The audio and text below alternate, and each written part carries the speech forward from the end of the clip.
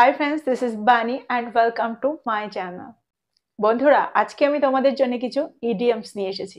দেখো ইডিয়মস হলো কিছু স্ট্রাকচারস যেগুলো আমরা সেন্টেন্সে ব্যবহার করে খুব সহজেই কিছু বাংলা সেন্টেন্সকে ইংরেজিতে ট্রান্সলেট করতে পারি। এবার তোমাদের মনে এই প্রশ্নটা আসতে পারে যে আমরা এই ইডিয়মসগুলোর ব্যবহার সেন্টেন্সে না করে বাংলা সেন্টেন্সগুলোকে কি ইংরেজিতে ট্রান্সলেট করতে পারি না? হ্যাঁ, তোমরা অবশ্যই পারো। আমরা অন্য ওয়ার্ডসের ব্যবহার করেও এই বাংলা সেন্টেন্সগুলোকে ইংরেজিতে ট্রান্সলেট করতে পারি। কিন্তু যখন তোমরা কোনো কনভারসেশনে এই ইডিয়মসগুলো শুনবে বুঝতেই পারবে না যে ইডিয়মসগুলোর অর্থ কি, অর্থাৎ টোটাল সেন্টেন্সটার অর্থ কি। যদি তোমরা বুঝতেই না পারো আনসার কি করে করবে? আর ঠিক সেই কারণে ইডিয়মসগুলো জানা তোমাদের খুব দরকার। আর যখন তোমরা তোমাদের সেন্টেন্সে এই ইডিয়মসগুলোর ব্যবহার করবে সেন্টেন্সটা কিন্তু শুনতে খুব অ্যাডভান্সড হয়ে যাবে। আর ঠিক সেই কারণে আমরা এত কষ্ট করে ইডিয়মসগুলোকে মুখস্থ করি। তাহলে তোমরা বুঝতে পারলে ইডিয়মসগুলো শেখার কি প্রয়োজনীয়তা। আজকের এই ভিডিওটাতে তোমরা এরকম কিছু ইডিয়ম শিখতে চলেছো যেগুলোকে তোমাদের সেন্টেন্সে ব্যবহার করে খুব সহজেই একটা বাংলা বাক্যকে ইংরেজিতে ট্রান্সলেট করতে পারো। তো প্রতিদিনের মতো আজকের ভিডিওটাও কিন্তু খুবই ইম্পর্টেন্ট, খুবই ফ্রুটফুল। তোমরা কোথাও যেও না, আমার সাথে ভিডিওটা একদম শেষ পর্যন্ত থাকো। আর যারা চ্যানেলে নতুন অর্থাৎ প্রথম আমার ভিডিও দেখছো তারা প্লিজ চ্যানেলটাকে সাবস্ক্রাইব করে নিও, তাহলে যখনই আমি ভিডিও আপলোড করব তোমরা নোটিফিকেশন পেয়ে যাবে। তো আর দেরি না করে চলো শুরু করা যাক আজকের ভিডিও। প্রথমটা হলো bed of roses. Bed of roses, দেখো এই ইডিয়মটা শুনে তোমরা এটা ভেবো না যে গোলাপের বিছানা বা বিছানার ওপরে গোলাপ ছড়িয়ে আছে। It's not like that. এটার অর্থ হলো আরামদায়ক। যখন আমরা সেন্টেন্সে এরকম কিছু বোঝাতে চাইবো তখন আমরা, অর্থাৎ আরামদায়ক কিছু বোঝাতে চাইবো, তখন আমরা এই ইডিয়মটা ব্যবহার করতে পারি। চলো এক্সাম্পল দেখো যার মধ্যে দিয়ে তোমরা আরো ভালো করে বুঝতে পারবে। জীবন সবসময় আরামদায়ক হয় না। Life is not always a bed of roses. Life is not always a bed of roses.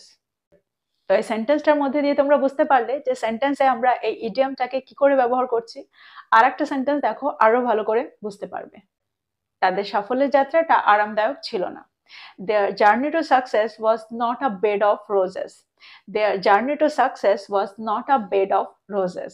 Bed of roses এর ব্যবহার তোমরা বুঝতে পারলে। এবার চলো দেখি পরের ইডিয়মটা। পরের ইডিয়মটা হলো raise the roof. Raise the roof. দেখো আমরা বাংলায় প্রায়ই বলে থাকি যে সে রেগে গেলে বাড়ি মাথায় তুলে দেয়, বা সে কিছু খুঁজে না পেলে বাড়ি মাথায় তোলে। তো বাড়ি মাথায় তোলাটাকে আমরা বাংলা থেকে ইংরেজিতে ট্রান্সলেট করতে গেলে এই ইডিয়মটার ব্যবহার করে থাকি, রেইজ দ্য রুফ। এইমাত্র আমি যে সেন্টেন্সগুলো বললাম ঠিক সেই সেন্টেন্সগুলোকেই চলো ট্রান্সলেট করি এই ইডিয়মটার ব্যবহার করে। সে রেগে গেলে বাড়ি মাথায় তোলে, অর্থাৎ সে যখনই রেগে যায় সে বাড়ি মাথায় তোলে। He raises the roof whenever he gets angry. He raises the roof whenever he gets angry. দেখো এই সেন্টেন্সটাতে আমি রেজ দ্য রুফ না বলে রেজেস দ্য রুফ বলেছি। তার কারণ হলো সাবজেক্টটা আমাদের থার্ড পারসন সিঙ্গুলার নাম্বার আছে, আর ঠিক সেই কারণে আমরা ভার্বের সাথে এস এর ব্যবহার করেছি। পরেরটা দেখো, যখনই সে কিছু খুঁজে পায় না সে বাড়ি মাথায় তোলে। She raises the roof whenever she doesn't find out something. She raises the roof whenever she doesn't find out something. তাহলে তোমরা বুঝতে পারলে যে রেজ দ্য রুফকে আমরা সেন্টেন্সে কি করে ব্যবহার করছি। দেখো ইডিয়মগুলো কিন্তু খুবই সহজ, খুব সহজেই আমরা এগুলোকে সেন্টেন্সে ব্যবহার করতে পারি, শুধু একটু প্র্যাকটিসের দরকার। পরেরটা দেখো, পরেরটা হলো in the course of time.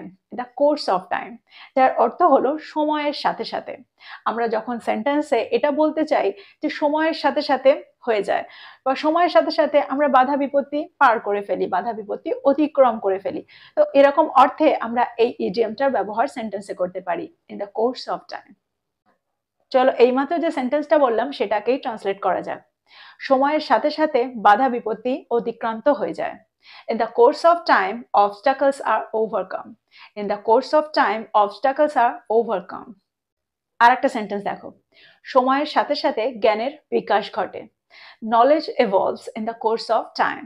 Knowledge evolves in the course of time. তাহলে তোমরা বুঝতে পারলে সময়ের সাথে সাথে বোঝাতে আমরা in the course of কে সেন্টেন্সে কি করে ব্যবহার করছি। এই ইডিয়মটাও কিন্তু খুবই সহজ ছিল, তোমরা খুব সহজেই সেন্টেন্সে ব্যবহার করতে পারো। চলো এবার দেখি পরেরটা, পরের ইডিয়মটা। পরের ইডিয়মটা হলো take for a ride. Take for a ride. দেখো এখানে কিন্তু রাইডে নিয়ে যাওয়া হচ্ছে না, এখানে বোকা বানানো হচ্ছে। এই ইডিয়মটার অর্থ হলো বোকা বানানো। সেন্টেন্সের ব্যবহার দেখো আরো ভালো করে বুঝতে পারবে। আমরা প্রায় বাংলায় বলে থাকি যে আমাকে বোকা বানাবার চেষ্টা করো না। তো এই সেন্টেন্সটাতেও কিন্তু আমরা এই ইডিয়ামটার ব্যবহার করতে পারি। সেন্টেন্সটা কি হবে? Don't try to take me for a ride. Don't try to take me for a ride. আর একটা এক্সাম্পল দেখো, সে বুঝতে পারেনি যে তারা তাকে বোকা বানাচ্ছিল। She didn't realize they were taking her for a ride. She didn't realize they were taking her for a ride. তো আমার মনে হয় এই সেন্টেন্স দুটোর মধ্যে দিয়ে তোমরা বুঝতে পারলে যে সেন্টেন্সে আমরা টেক ফর আ রাইড কে কি করে ব্যবহার করছি। এখন তোমরা কিন্তু খুব সহজেই এই ইডিয়ামটাকেও ব্যবহার করতে পারো। চলো দেখি পরেরটা। পরেরটা হলো লস ইট। লস ইট, যার অর্থ হলো রেগে মাথা খারাপ হয়ে যাওয়া। যখন আমাদের খুব রাগ হয়ে যায় তখন আমরা এই ইডিয়ামটা ব্যবহার করতে পারি। মাঝে মাঝে এটা আমাদের সাথে হয়ে থাকে। যখন আমরা খুব রেগে যাই তখন আমাদের মাথাটা খারাপ হয়ে যায় সেই মুহূর্তে, অর্থাৎ সেই মুহূর্তে আমরা সব গন্ডগোল করে দিই, সব গোলমাল করে দিই। তো এরকমই একটা অর্থে কিন্তু আমরা এই ইডিয়ামটারই ব্যবহার করছি। চলো সেন্টেন্স দেখো, আরো ভালো করে বুঝতে পারবে। তুমি যে গড়বড়টা করেছো যদি সে দেখে তার মাথা খারাপ হয়ে যাবে। She will lose it if she sees the mess you have made. She will lose it if she sees the mess you have made. আমরা প্রায়ই কিন্তু এরকম ধরনের বাক্য বাংলায় বলে থাকি। তো এখন আমরা খুব সহজেই এই বাক্যটাকে ইংরেজিতে ট্রান্সলেট করতে পারি। পরেরটা দেখো।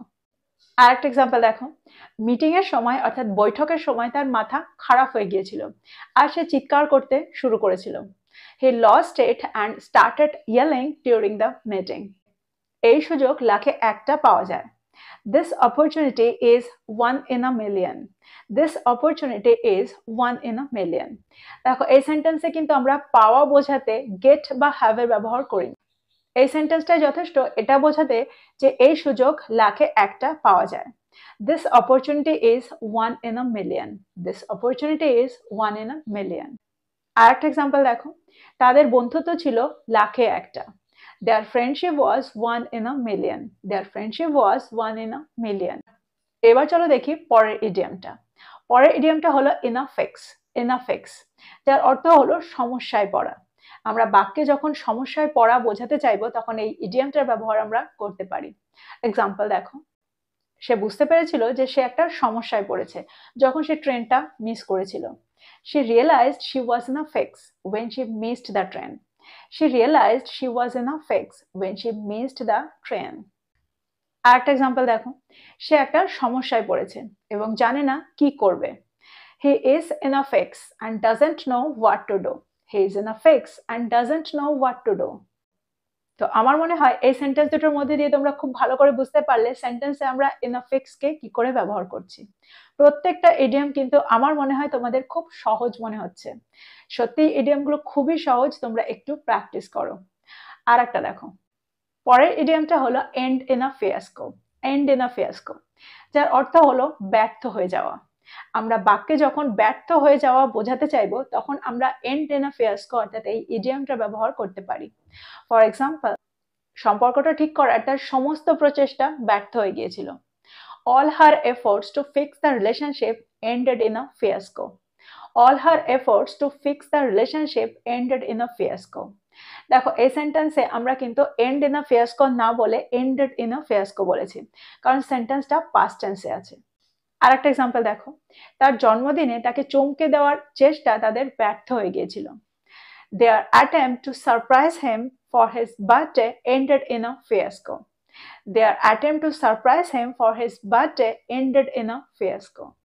তো এই সেন্টেন্স দুটোর মধ্যে দিয়ে তোমরা বুঝতে পারলে যে সেন্টেন্সে আমরা এন্ড ইন আ ফিয়াস্কো কে কি করে ব্যবহার করছি, অর্থাৎ কোন অর্থে আমরা এই ইডিয়ামটার ব্যবহার করছি। চলো দেখি পরেরটা। দেখো পরেরটা কিন্তু একটা ফ্রেজ। আমরা এবার দুটো ফ্রেজ শিখব। পরের ফ্রেজটা হচ্ছে come to light. Come to light. Come to লাইটের অর্থ হলো প্রকাশ্যে আসা বা সামনে আসা। ফর এক্সাম্পল, শেষ পর্যন্ত সত্যটা সামনে আসবে। The truth will come to light eventually. The truth will come to light eventually. তোমরা বুঝতে পারলে সেন্টেন্সে আমরা কাম টু লাইট কে কিভাবে ব্যবহার করছি। দেখো এই সেন্টেন্সটার অর্থ হলো সত্যটা একদিন প্রকাশ্যে আসবে অর্থাৎ সামনে আসবে। আর একটা এক্সাম্পল দেখো, তিনি সভায় সত্যটাকে সামনে আনার চেষ্টা করেছিলেন। She tried to come to light the truth in the meeting. She tried to come to light the truth in the meeting. পরের ফ্রেজটা হলো at the 11th hour. At the 11th hour, যার অর্থ হলো শেষ মুহূর্তে। আমরা যখন বাক্যে এই অর্থ বোঝাতে চাই তখন আমরা এই ফ্রেজটার ব্যবহার করতে পারি। ফর এক্সাম্পল, শেষ মুহূর্তে তারা সমস্যাটির একটা সমাধান খুঁজে পেয়েছিল। At the 11th hour, they found a solution to the problem. At the 11th hour, they found a solution to the problem. আরেকটা এক্সাম্পল দেখো, শেষ মুহূর্তে সে তার ভুলের জন্য ক্ষমা চেয়েছিল। At the 11th hour, she apologized for her mistake. At the 11th hour, she apologized for her mistake. তো এখন তোমরা সেন্টেন্সে খুব সহজেই at the 11th hour কে ব্যবহার করতে পারো। আমার মনে হয় আজকের এই ভিডিওটাতে প্রত্যেকটা ইডিয়ম আর প্রত্যেকটা ফ্রেজ খুব সহজ ছিল। তোমরা প্রত্যেকটা ইডিয়ম দিয়ে আর ফ্রেজগুলো দিয়ে সেন্টেন্স তৈরি করো আর সেগুলোকে ব্যবহার করো। দেখো, যতক্ষণ তোমরা ব্যবহার করবে না তোমরা কিন্তু এগুলোর সাথে সরগর হবে না। তো প্র্যাকটিস তোমাদের করতেই হবে। তো আজকের ভিডিওটা এই পর্যন্তই। আমাকে কমেন্টে জানাও যে তোমরা এই ধরনের ইডিয়ম আরো শিখতে চাও কিনা, তাহলে আমি এই টপিকের উপরে আরো ভিডিও তৈরি করে নিয়ে আসবো। So this is all about today. I will be back with another video. Till then, take care. Thank you for watching this video. Bye bye.